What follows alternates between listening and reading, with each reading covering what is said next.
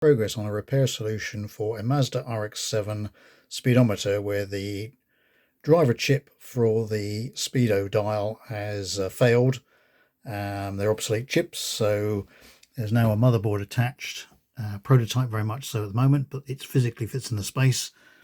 And so we have that. We have an interface board just to get the power supply, 12 volts there, and we have a signal generator which is actually generating a signal simulating the engine VSS signal, vehicle speed sensor signal.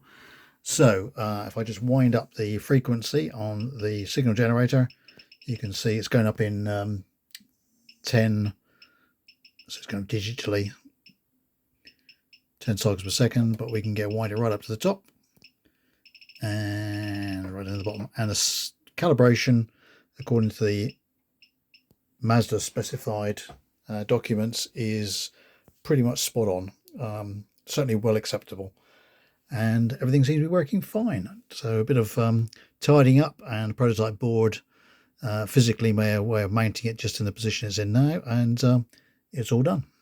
Thanks for watching.